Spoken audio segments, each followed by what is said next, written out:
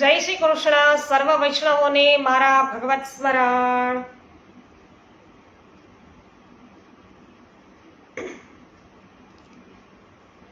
ચિંતા સંતાન હંતારો યદ પાદમ ભુજરેણવઃ શ્યાનાંતાનિજાચાર્યાન પ્રણમામિ મુહુર્મુહુ. યદનો ગ્રહતો જંતુ સર્વદુઃખાતિગો ભવેત તમહં સર્વદા વંદે શ્રીમદ્વલ્લભનંદનમ. જ્ઞાનતિમિરાન્ધસ્ય જ્ઞાનાંજન શલાકયા ચક્ષુરુન્મિલિતમેન તસ્मै શ્રી ગુરવે નમઃ.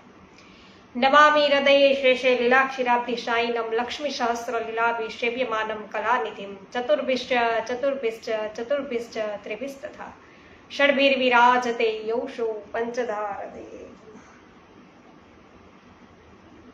શ્રી ગોવર્ધનનાથ કી જય. શ્યામ સુંદર શ્રી અમને મહારાણી કી જય. શ્રી વલ્લભાધીશ કી જય. શ્રી ગોસાઈજી પરમ દયાલ કી જય.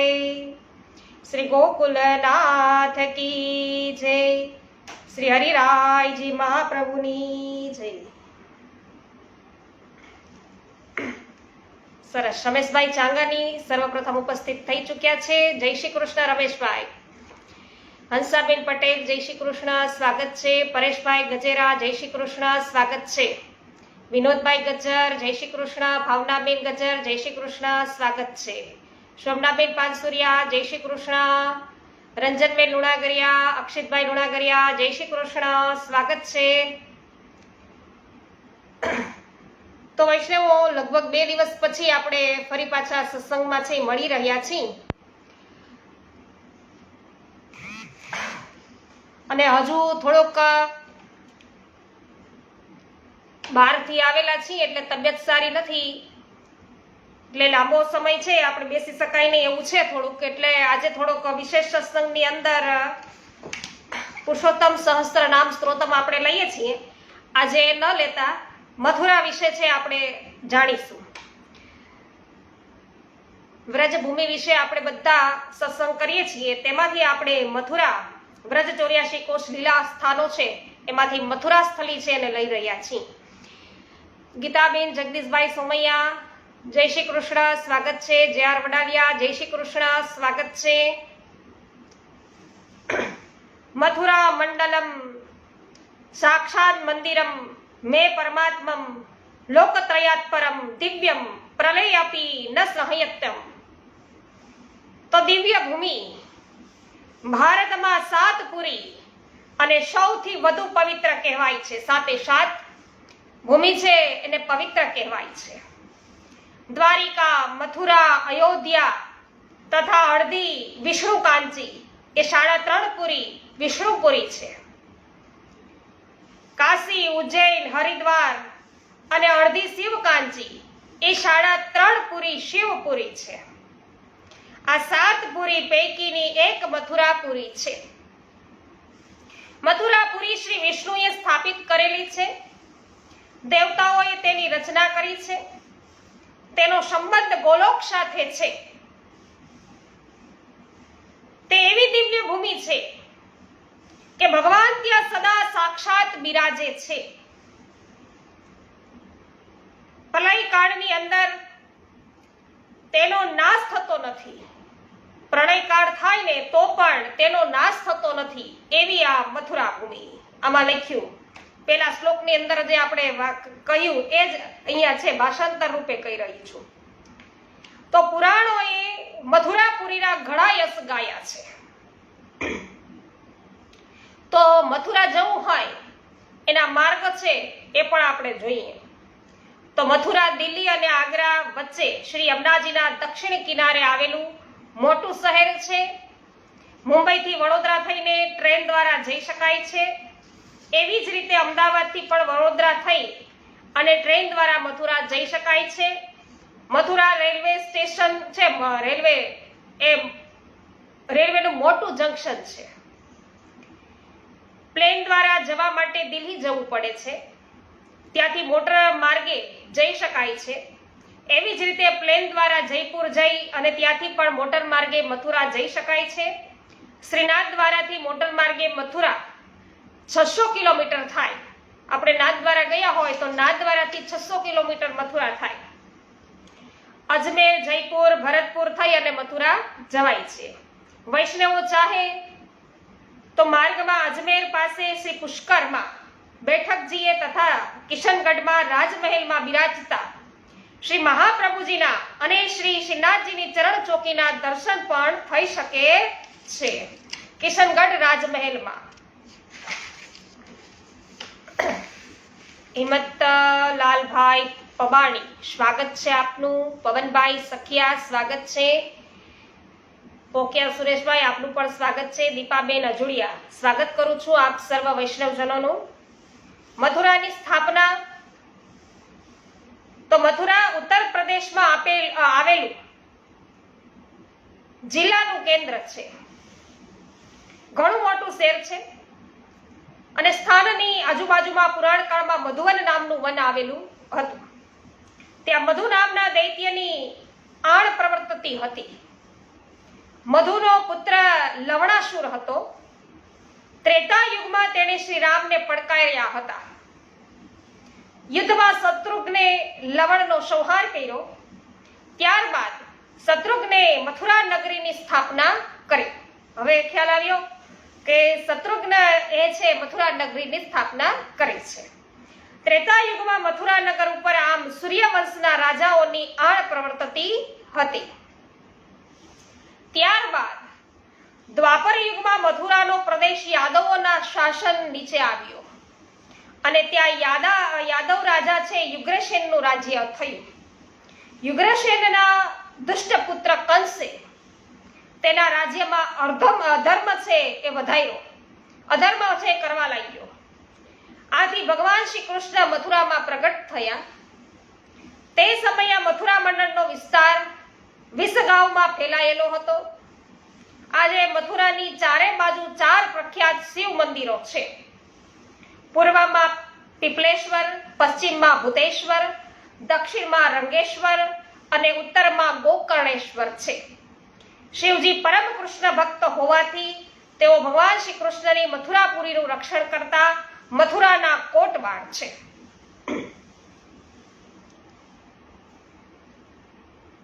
ગોરધનભાઈ, આપનું સ્વાગત છે. લલિતાબેન અકબરી, જ્યોત્સનાબેન ધામેચા, સવિતાબેન ગોધાણી, ભાનુબેન સોની, ગોપાલભાઈ ગુમલિયા, કાંતાબેન ગુમલિયા, જીતુભાઈ પોંકિયા, મહેશભાઈ વસોયા, કિશોરભાઈ અને એમનું ફેમિલી રાજકોટથી ઉપસ્થિત થઈ ગયું છે. કેવી પટેલ, પ્રભુદાસભાઈ સોલંકી, અનિલાબેન સોલંકી, સર્વ વૈષ્ણવજનોનું સ્વાગત કરું છું.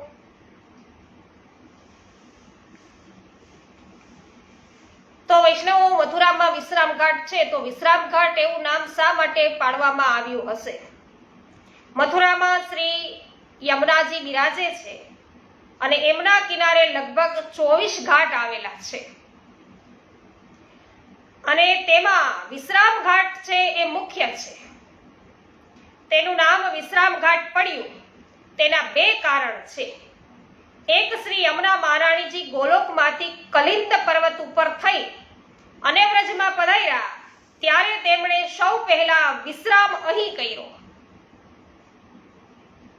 અહીં છે વિશ્રામ કર્યો કારણ કે મથુરા વ્રજનું પ્રવેશ દ્વાર છે. તેથી આ ઘાટ વિશ્રામ ઘાટ કહેવાય. ભગવાન શ્રી કૃષ્ણે બીજું કારણ બતાવું. ભગવાન શ્રી કૃષ્ણે કંસને મારીને શ્રી બળદેવજી સહિત અહીં પધારી શ્રી યમુના સ્નાન કરી અહીં વિશ્રામ કર્યો હતો. આ ઘાટ ઉપર શ્રી કૃષ્ણ શ્રી બળદેવજીના બેઠક સ્થાને તેમનું મંદિર આવેલું છે. તેથી પણ આ ઘાટ વિશ્રામ ઘાટ કહેવાય છે. અને ત્યાં મહાપ્રભુજીનું આગમન એ જોઈએ. હા વિનોદભાઈ, જય હો, જય હો. ગોરધનભાઈ, મુકેશભાઈ અગેરા, સ્વાગત છે. મનસુખભાઈ ગજેરા, સ્વાગત છે. શ્રી મહાપ્રભુજી 14 વર્ષની વયે મથુરા પધાર્યા ત્યારે મથુરાના સુબાએ વિશ્રામ ઘાટના પ્રવેશ દ્વાર છે એ પ્રવેશ દ્વારે મંત્રેલું એક એવું યંત્ર લગાડ્યું હતું કે જેથી તે દ્વારમાંથી ઘાટ પર જનાર હિન્દુઓની ચોટી આપોઆપ છે એ કપાઈ જતી અને દાઢી છે એ બની જતી. આમ બળજબરીથી હિન્દુઓને વટલાવી પોતાના ધર્મમાં છે લાવતા હતા. શ્રી મહાપ્રભુજીએ મથુરાના ઉજાગર નામના ચોબાજી તથા અન્ય નગરજનોની સાથે તે પ્રવેશ દ્વારમાંથી પ્રવેશ કર્યો અને તેમના પ્રતાપ બળે કોઈની ચોટી કપાઈ નહીં અને દાઢી થઈ નહીં. શ્રી મહાપ્રભુજીએ આ યંત્ર ત્યાંથી હટાવ્યું. પછી તેમણે વિશ્રામ ઘાટ પર વિરાજી શ્રી યમુનાજીને શ્રીમદ ભાગવતનું પારાયણ છે એ સંભળાવ્યું. અને તે સ્થાને આજે શ્રી મહાપ્રભુજીની બેઠક છે. બેઠકનું સ્થાન એક મોટા ગોખલા જેવું છે.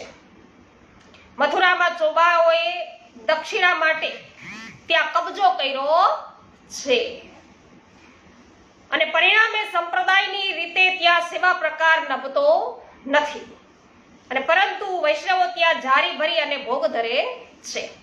તો આપણે ગયા હતા ત્યારે વૈષ્ણવો યાત્રામાં, ત્યારે આવું જ મને પણ છે દર્શન આ જ પ્રકારનું થયેલું. એટલે પછી જારી નથી ભર્યા, પણ આપણે જે પ્રકાર કરીએ છીએ એ જ પ્રકારે શ્રી મહાપ્રભુજીને દંડવત પ્રણામ કરી સન્મુખ છે એ કૃષ્ણાશ્રયનો પાઠ કરેલો. કારણ કે દક્ષિણા માટે કબજો કર્યો છે એટલા માટે. તો શ્રી મહાપ્રભુજીએ અહીં વિશ્રામ કર્યો હોવાથી આ ઘાટ આપણા માટે વિશ્રામ ઘાટ છે. જ્યારે ભગવાન શ્રી કૃષ્ણએ હંમેશ માટે મથુરાનો ત્યાગ કર્યો અને દ્વારિકા પધાર્યા ત્યારે વ્રજ છોડતા પહેલા પોતાની મુરલી અને મુકટ આ ઘાટ ઉપર પધરાવીને ગયા હતા. મુરલી અને મુકટમાં પોતાનું સંપૂર્ણ ઐશ્વર્ય છે એમણે પધરાવ્યું હતું.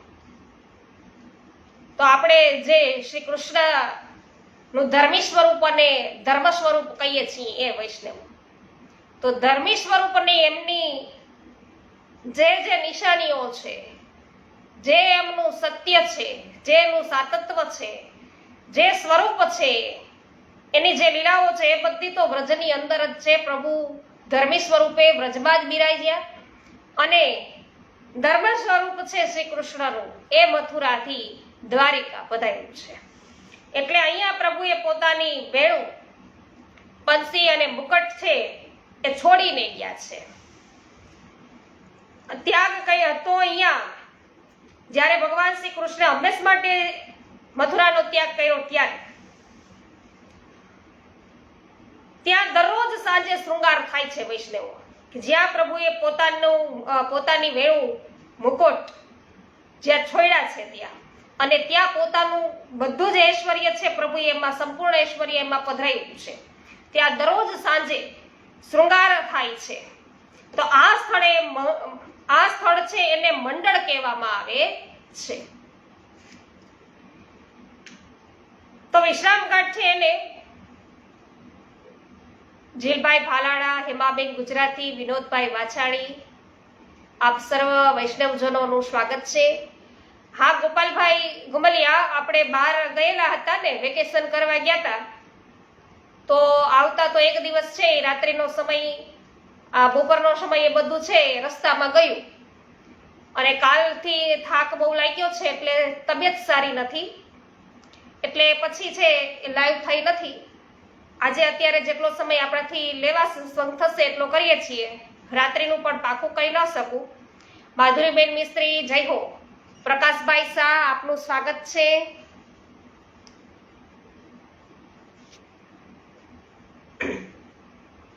તો પ્રાચીન સમયમાં આ ઘાટ પથ્થરનો બનેલો હતો. વાહ ભાઈ વાહ. જો રમેશભાઈ કે છે ચાંગાડી કે અમે પણ મહાપ્રભુજીના દર્શન કર્યા હતા ત્યાં. વાહ ભાઈ વાહ. જ્યાં મહાપ્રભુજીએ વિશ્રામ કર્યો ત્યાં, બરાબર, ત્યાં બેઠક બિરાજે છે, બેઠકજી છે. તો પ્રાચીન સમયમાં આ ઘાટ છે જે વિશ્રામ ઘાટ એ પથ્થરનો બનેલો હતો. હાલ તે સુંદર આરસનો બનેલો છે. શ્રી યમુનાજીના કિનારેથી ઘાટના પગથિયા ચડતા ભવ્ય પથ્થરનું તોરણ છે. એમ કહેવાય છે કે આપણે દર્શન કરીએ છીએ ને અત્યારે તે લાઈવમાં દર્શન કરતા હોય તો જે તોરણ કીધું ને એ યલો કલરનું, પીળા કલરનું છે એનું યાદ કરે છે. તો એમ કહેવાય છે કે મધ્યપ્રદેશમાં આવેલા ઓરછા રાજા નૃસિંહદેવજીએ અહીં પોતાનું તુલાદાન કરી અને 81 મણ સોનું બ્રાહ્મણોને દાનમાં આપ્યું હતું. એવી જ રીતે કાશી નરેશે 2.5 મણ અને 1 શેર સોનું અહીં તુલાદાનમાં આપ્યું હતું. જયપુર નરેશે 7 રતલ ચાંદી છે એ તુલાદાનમાં આપી હતી. તો આ પથ્થરના તોરણ ઉપર 2 મોટા ઘંટ લટકે છે. સવાર સાંજ અહીં શ્રી અમનાજીની આરતી થાય છે. તે સમયે તે વગાડવામાં આવે છે. ઘાટની વચ્ચે આરતી કરવાનો આરસનો ચોતરો છે. તે પર ઊભા રહીને ચોબાજી આરતી કરે છે. ઘાટની ત્રણેય બાજુએ બંગલાની તિબારીઓ જેવી તિબારીઓ બનેલી છે. ત્યાં યાત્રાળુઓ બેસે છે. ચોબાજીઓ પણ ત્યાં બેસી જપપાટ કરે છે. આ ઘાટ ઉપર દાન લેવાનો સર્વે ચોબાજીઓને સરખો હક છે. ઘાટ પર શ્રી અમનાજીનું મંદિર છે. ઘાટની નજીકમાં શ્રી કાશી વિશ્વનાથ મહાદેવજીનું મંદિર છે. એમ કહેવાય છે કે શ્રી કૃષ્ણ જન્મ સમયે શ્રી કૃષ્ણના દર્શન કરી મહાદેવજીએ અહીં વિશ્રામ કર્યો હતો. તો ત્યાં આપણે યમુના ઘાટે યમુના સ્નાન પાન અને પૂજન કરીએ. તો વિશ્રામ ઘાટ ઉપર યમુના સ્નાન અને યમુના પાન કરવાનો ઘણો મહિમા છે. પુરાણોના મતે કુરુક્ષેત્રમાં સ્નાન કરવાથી જે પુણ્ય મળે તેનાથી અહીં સ્નાન કરવાથી 100 ગણું વધારે પુણ્ય મળે છે. તેથી વર્ષભરમાં લાખો શ્રદ્ધાળુ ભક્તો અહીં સ્નાન કરવા આવે છે. તો આ શ્રી મહારાણીબાનું છે કયું કહેવાય? આ સ્વરૂપ કયું કહેવાય છે? આધ્યાત્મિક સ્વરૂપ કહેવાય. જે જલ સ્વરૂપે આપણે નિહાળીએ છીએ આધિભૌતિક કહેવાય. જે સામર્થ્ય એ ધરાવે છે, જે કઈ સ્નાન કરવાથી પાન કરવાથી જે કઈ ફલ છે એ પ્રદાન કરી શકે છે એ એમનું આધિદૈવિક સ્વરૂપ કહેવાય. અને આધિભૌતિક સ્વરૂપ તો આપણે જોયું, પણ આધિદૈવિક સ્વરૂપ છે એ શ્રી કૃષ્ણ સાથે ઠાકોરજી સાથે બિરાજતા ચતુર્થ સ્વામીની શ્રી યમુનાજી. તો અહીંયા જે છે ભક્તોને મુક્તિ આપનારા છે એ એમનું આધ્યાત્મિક સ્વરૂપ કહેવાય. તો વૈષ્ણવો અહીંયા લાખો શ્રદ્ધાળુઓ છે એ સ્નાન કરવા આવે છે. અને ભાઈ બીજના દિવસે તો અસંખ્ય લોકો અહીં સ્નાન કરી યમયાતનામાંથી મુક્તિ મેળવ્યું હોય એવો સંતોષ છે એ બધા લે છે કે હવે આપને યમયાતના નહીં થાય. તો વ્રજની યાત્રાએ આવનારા વૈષ્ણવોને તેમના તીર્થગોર ચોબાજી શ્રી મહાપ્રભુજીની બેઠક પાસેના વિશ્રામ ઘાટે શ્રી યમુના પૂજન કરાવે છે. વૈષ્ણવો આ સ્થળે યમુના મહારાણીની સન્મુખ થઈ શ્રી યમુનાજીને દૂધ ચડાવે છે. શ્રી ઠાકોરજી અને શ્રી યમુનાજીને ભાવનાથી શ્રી યમુનાજીના પુલિન ઉપર પધરાવી તિલક કરી અને પુષ્પમાળા કે પુષ્પ ધરી યથાશક્તિ દૂધઘરની સામગ્રીઓ ભોગ ધરી શ્રી યમુનાષ્ટકના પાઠ કરે છે. શ્રી યમુનાજીનું પાન કરે છે. પછી તે સામગ્રી શ્રી મહાપ્રભુજીને ભોગ ધરી સર્વોત્તમ સ્તોત્રના પાઠ કરે છે. વહેલી સવારે અને સાંજે આ ઘાટ ઉપર એકાંતમાં બેસી શ્રી યમુનાજીના દર્શન કરતા કરતા શ્રી યમુનાષ્ટકના બને તેટલા પાઠ કરવા, શ્રી યમુનાજીના સ્વરૂપનું મનન ચિંતન કરવું. શ્રી યમુનાજીના જળમાં છે નાવ ફરે છે. ઘણા લોકો તેમાં બેસી યમુનાજીના વિવિધ ઘાટોના દર્શન કરે છે અને શ્રી યમુનાજીની આરતીના પણ દર્શન કરે છે. નંદાભાઈ ભાટિયા સ્વાગત છે. પ્રભુદાસભાઈ સોલંકી જય હો. મનીષાબેન અઘેરા સ્વાગત છે. ઉન્નતિબેન ભીમાણી સ્વાગત છે. પ્રફુલચંદ્રભાઈ સોની આપનું સ્વાગત છે. નંદાભાઈ ભાટિયા સ્વાગત છે. તો વિશ્રામ ઘાટની રહસ્ય લીલા 80 કોષના વ્રજમાં પ્રવેશવાનો પ્રથમ દરવાજો વિશ્રામ ઘાટ છે. તો વ્રજની અંદર પહેલા પ્રવેશ કરવો હોય તો પહેલા તો વિશ્રામ ઘાટે બધાએ નિયમ તો લેવા જ પડે છે, વૈષ્ણવ આવવું જ પડે છે. એટલે પ્રથમ દરવાજો વિશ્રામ ઘાટ. અને અહીં શ્રી સ્વામિનીજીની ભાવાત્મક નિકુંજ છે. એક વખત તે નિકુંજમાં શ્રી યુગલ સ્વરૂપ છે બિરાજતા હતા. ત્યારે શ્રી સ્વામિનીજીએ શ્રી ઠાકોરજીને વિનંતી કરી કે હું અવારનવાર માન કરું છું, આપ મારા પર કૃપા કરી માન છોડાવો છો. આજે આપ માન કરો અને હું છોડાવું. શ્રી ઠાકોરજીએ કહ્યું કે પુરુષ માન કરતા નથી, કરે તો પછી છોડાવવું અઘરું પડે. શ્રી સ્વામિનીજીએ તો હઠ છે ચાલુ રાખી. ત્યારે શ્રી ઠાકોરજી શ્રી યમુનાજીના વસ્ત્ર શૃંગાર ધારણ કરી શ્રી સ્વામિનીજીની સ્વરૂપે છે માન કરવા બિરાજ્યા. શ્રી સ્વામિનીજીએ શ્રી ઠાકોરજીનું રૂપ લઈ માન છોડાવવા ગયા, પણ માન છૂટ્યું નહીં. શ્રી લલિતાજી અને શ્રી ચંદ્રાવલીજીથી પણ માન છે છૂટ્યું નહીં. છેવટે શ્રી સ્વામિનીજીએ છે શ્રી યમુનાજીને વિનંતી કરી, શ્રી યમુનાજી શ્રી ઠાકોરજીના મુકુટ કાચરીના વસ્ત્ર શૃંગાર ધારણ કરી શ્રી હસ્તમાં કમળની માળા લઈ શ્રી ઠાકોરજીની પાસે પધાર્યા. શ્રી ઠાકોરજી હસતા હસતા શ્રી યમુનાજીને ભેટી પડ્યા અને કહ્યું કે મારે શ્રી કિશોરજી સાથે માન હતું, તમારી સાથે નહીં. શ્રી યમુનાજીને ઘણો આનંદ થયો. શ્રી ઠાકોરજીને ધરાવવાની કમળમાળા તેમના શ્રી હસ્તમાં રહી ગઈ. શ્રી ઠાકોરજીએ માન છોડ્યું અને શ્રી સ્વામિનીજી છે પ્રસન્ન થયા. આ રહસ્ય લીલા વિશ્રામ ઘાટની લીલા છે. તો 84,252 વૈષ્ણવો પૈકી પણ મથુરાના વૈષ્ણવો છે. તો શ્રી મહાપ્રભુજી અને શ્રી ગુસાઈજીના સમયમાં મથુરામાં ઘણા વૈષ્ણવો રહેતા હતા અને તેમાં એક સાધારણ સ્થિતિના વૈષ્ણવ હતા. તેઓ તેમના શ્રી ઠાકોરજીને શેકેલા ચણાનો ભોગ ધરતા. રાતે ભગવત મંડળીમાં આવતા વૈષ્ણવોને તેનો પ્રસાદ છે આપતા. ત્યારે એક પૈસાદાર શેઠ આવતા અને તેઓ નાનો પ્રસાદ લેતા પણ જમીન પર મૂકી દેતા અને તે મંડળીમાં મહાદેવજી વૈષ્ણવનું રૂપ લઈને આવતા. શેઠ જમીન પર છે મૂકી દીધેલો પ્રસાદ છે મહાદેવજી લઈ લેતા. મથુરાના એક વૈષ્ણવ ઉનાળામાં કેરીનો ટોપલો લેતા અને તેમણે તે કેરીઓ સિદ્ધ કરી શ્રી ઠાકોરજીને ભોગમાં ધરી.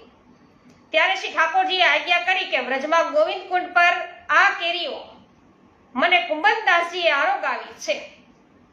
શ્રી ઠાકોરજી એ સમજાવ્યું કે મારો ભક્ત મને જે કોઈ પ્રકારે જે કંઈ ધરે છે તે હું પ્રસન્નતાથી અંગીકાર કરું છું.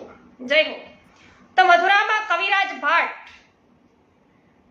ભાટ નામના સનોડિયા બ્રાહ્મણ શ્રી મહાપ્રભુજીને વિશ્રામ ઘાટે મળ્યા. તેમણે પ્રશ્ન કર્યો કે દેવી મોટા કે મહાદેવ મોટા? શ્રી મહાપ્રભુજીએ કહ્યું કે શાસ્ત્રોના મતથી શ્રી ઠાકોરજી મોટા છે. તેમણે પૂછ્યું કે ઠાકોરજી કેમ મોટા? શ્રી મહાપ્રભુજીએ કહ્યું કે ભગવાને મોહિની રૂપ ધર્યું ત્યારે મહાદેવજી છે મોહિત થયા હતા, પરંતુ શ્રી ઠાકોરજી મહાદેવના રૂપથી મોહિત થયા નથી. વળી મહાદેવજી શ્રી ઠાકોરજીને સાથે જ આનંદ કરે છે. શ્રી ઠાકોરજી મહાદેવજીને એ મોટા કર્યા. આ કવિરાજ ભાટ શ્રી મહાપ્રભુજી હતા. તો મથુરામાં નારાયણદાસ ભાટ રહેતા હતા. ભાટ હોવા છતાં કવિતા છે રચતા આવડે નહીં. વિશ્રામ ઘાટ ઉપર બેસી પછી તે પર શ્રી મહાપ્રભુજીના દર્શન કર્યા અને પૂછ્યું કે હું આવો મૂર્ખ કેમ થયો, મને દ્રવ્ય મળશે કે નહીં? શ્રી મહાપ્રભુજીએ જવાબ આપ્યો, તમને કવિતા રચતા આવડતી નથી તે સારું છે કે નહીં તો શ્રીમંત લોકોની પ્રશંસા કરત, તેમની આગળ આગળ છે રખડતો રેત. તો તારા ભાગ્યમાં દ્રવ્ય નથી, દ્રવ્ય છે એ પ્રભુ ના આપે તે પણ તેમની કૃપા છે. આ નારાયણ દાસ પણ શ્રી મહાપ્રભુજીના સેવક થયા હતા.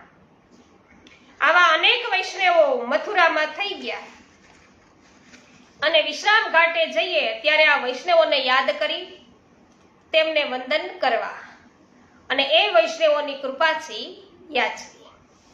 જય હો હિતેશભાઈ જણવા, જય હો હેમાબેન ગુજરાતી, જય હો. સ્વાગત છે આપ સર્વનું. રેખાબેન પોકિયા સ્વાગત છે, કુંદનબેન પરમાર સ્વાગત છે, મનીષભાઈ શાહ આપનું પણ સ્વાગત છે.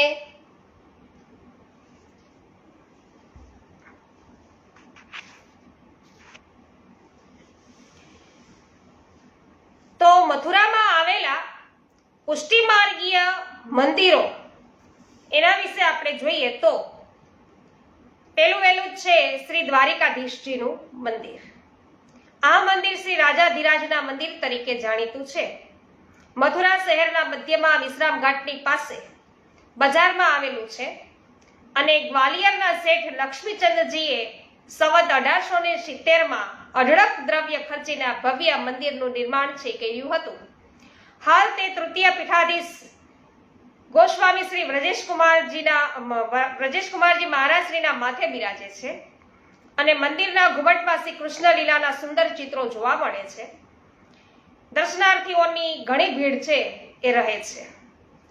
ત્યારબાદ બીજું છે મંદિર એ શ્રી દાઉજી મદન મોહનજીનું મંદિર. તો વ્રજયાત્રાના પરમ આગ્રહી ગોસ્વામી શ્રી ગોપાલલાલજી મહારાજશ્રીનું આ મંદિર બંગાળી ઘાટ ઉપર આવેલું છે અને તે હાલ ગોસ્વામી શ્રી યદુનાથજી મહારાજશ્રીના માથે બિરાજે છે. ત્યાં શ્રી ગુસાઈજીના સેવક ઋષિકેશજીના સેવ્ય શ્રી મદન મોહનજી અને શ્રી સ્વામિનીજી છે એ બિરાજે છે. બીજું સ્વરૂપ શ્રી દાઉજીનું બિરાજે છે. ત્રીજા શ્રી અષ્ટભુજાજી બિરાજે છે. ચોથું સ્વરૂપ શ્રી અદ્ભુતરાયજીનું બિરાજે છે. ચોથું સ્વરૂપ જે શ્રી ગુસાઈજીએ શ્રીનાથજીના પ્રસાદી ચંદનમાંથી સિદ્ધ કર્યું હતું. આ મંદિર પણ ઘણું ભવ્ય છે.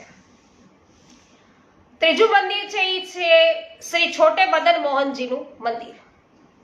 આ મંદિર પણ બંગાળી ઘાટ ઉપર શ્રી દાઉજી મદન મોહનજી મંદિરની બાજુમાં જ છે.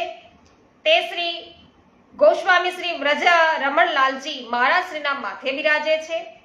તેમાં શ્રી ગુસાઈજીના સેવક કનોજિયા બ્રાહ્મણ દંપતીના સેવ્ય શ્રી મદન મોહનજી સ્વામિનીજી બિરાજે છે. શ્રી મદન મોહનજીનું સ્વરૂપ શ્રી ગુસાઈજીએ શાલિગ્રામમાંથી પ્રગટ કર્યું હતું. દેવીની મૂર્તિમાંથી શ્રી સ્વામિનીજીનું સ્વરૂપ છે એ પ્રગટ કર્યું હતું. બીજું સ્વરૂપ શ્રી દ્વારિકાનાથજીનું બિરાજે છે, જેમની સેવા શ્રી ગુસાઈજીના સેવક મેળતાના રાજા જયમલજીએ કરી હતી. શ્રી ગુસાઈજીના સેવક છે તેઓ.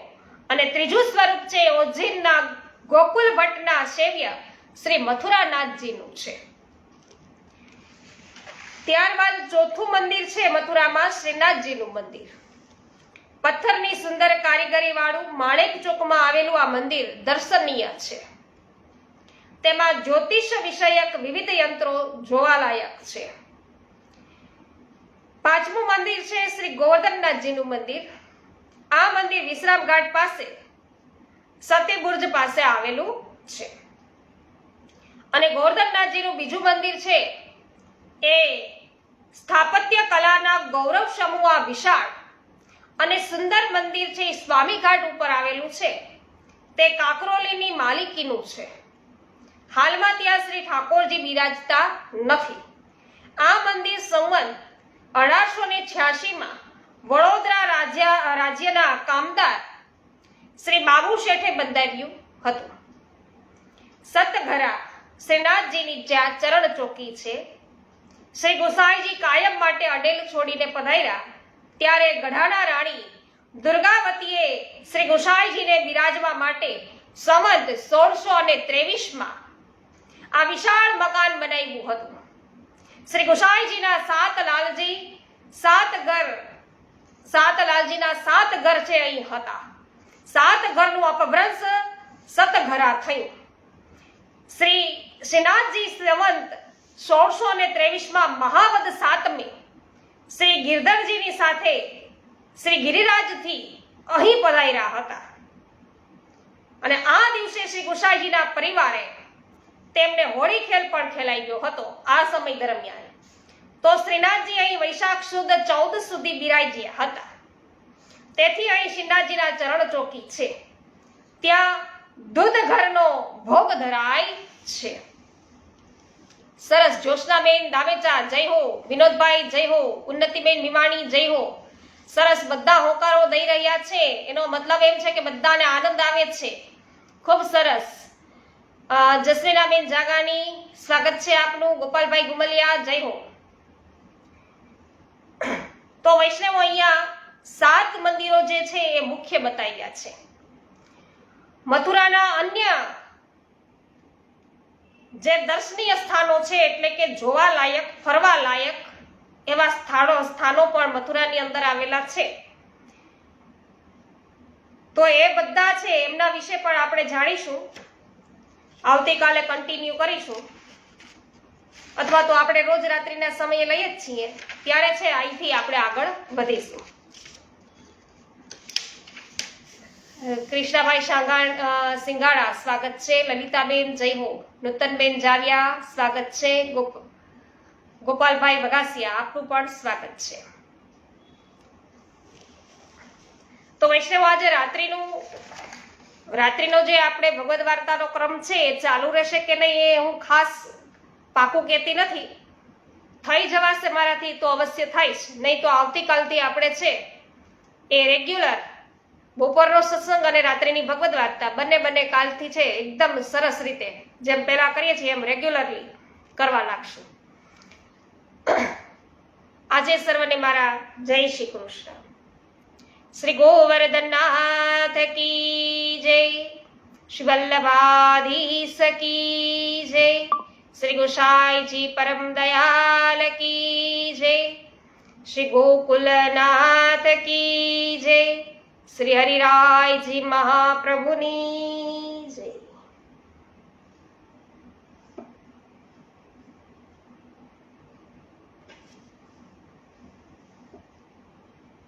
જય હો પ્રભુદાસભાઈ, જય હો હેમાબેન.